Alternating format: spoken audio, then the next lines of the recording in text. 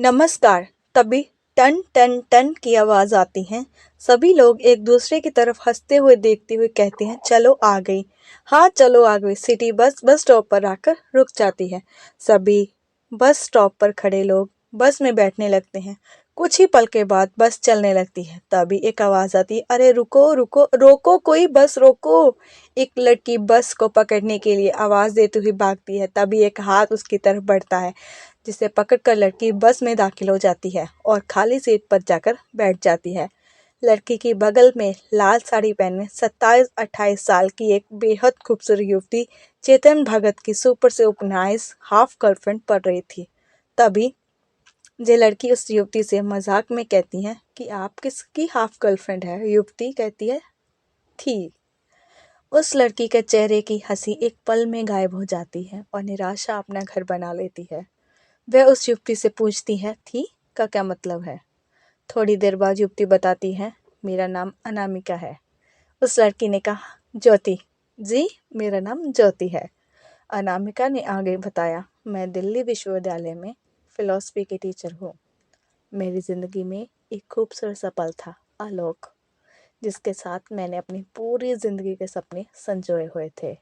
मैं आलोक में इंडक्ट्री लेक्चर के दौरान ऑडिटोरियम में मिली थी।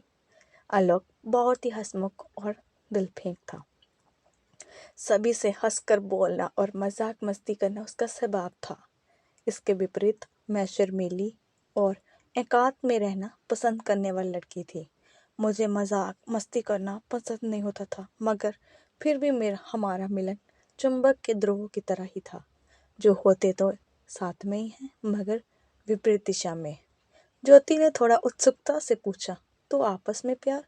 मेरा मतलब है, आपका और आलोक का रिश्ता कैसे बना? अनामिका ने कहा, हमारे कॉलेज में सीनियर्स को एक फेयरवेल पार्टी दी जानी थी।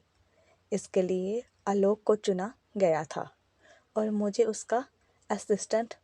बस यही से हमारी नज़दीकियाँ बढ़ने लगी और हम एक दूसरे के करीब आने लगे।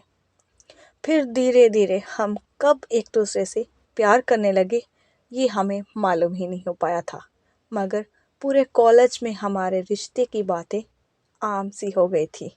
फिर किसी बॉलीवुड पिक्चर की तरह ही हम एक दूसरे के साथ समय बिताने लगे। एक दूसरे के साथ फिल्म देखना और शाम को पुरानी दिल्ली की पुरानी पराठे वाली गली से में जाकर डिनर करना, ये सब कुछ। मगर शायद हमारा ये रिश्ता बस यहीं तक ही था। ज्योति ने पूछा, रिश्ता यहीं तक था? मैं कुछ समझी नहीं। अनामिका बताती है, आलोक के माता पिता का व्यवसाय था। वह चाहते थे कि आलोक भी उनका व्यवसाय संभाले और उनके सपनों को पूरा करे, मगर आलोक अभिनेता बनना चाहता था। इसी वजह से उसने ये कॉलेज चुना था, ताकि वह यहाँ पर रहकर अपने एक्टिंग करियर और एमबीए दोनों पर अपना कार्य कर सके और दोनों सपने को पूरा कर सके। ऐसे ही किसी शाम को हम दोनों पार्क में एक दूसरे के साथ में बाहों में बाहें डालकर बैठे थे। तभी आलोक के फ़ोन की रिंग बजती है।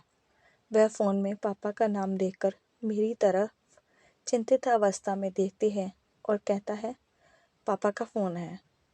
मैं उसे फ़ोन उठाने के लिए कहती हूँ। तभी अचानक बस एक जोरदार ब्रेक के साथ में रुक जाती है। कुछ यात्री उतर जाते हैं तो कुछ बस में चढ़ जाते हैं।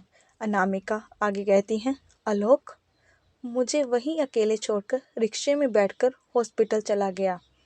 मैं कुछ ही पल बाद वहाँ से चल जाती हूँ। कुछ दिनों बाद आलोक मुझे कॉलेज कैंटीन में एक कोने में बैठा हुआ मिलता है। मैं उसके पास जाती हूँ और पूछती हूँ, क्या हुआ आलोक? पिताजी ठीक है ना? आलोक मुझसे कहता है, पापा को हार्ट अटैक आया है। और मैंने पूछा, और क्या? आलोक आलोक ने कहा, पिताजी ने करियर के बारे में पूछा है। मैंने पूछा, तुमने क्या कहा आलोक? मैंने आलोक की पहली बार इतना सीरियस देखा था। आलोक ने अपना पूरा समय केवल अपने एक्टिंग करियर को ही दिया था, इसलिए एमबीए की अंतिम परीक्षाओं में उसका पास होना बहुत मुश्किल था। एक तरफ आलोक और दूसरी ओर मैं सभ्य। फिर मैंने आलोक से दूरियां बनाना शुरू कर दिया। मैं आलोक को नज़रअंदाज करने लगी, उसके फ़ोन को उठाना बंद कर दिया, उसके मैसेज का रिप्लाई करना भी बंद कर दिया था।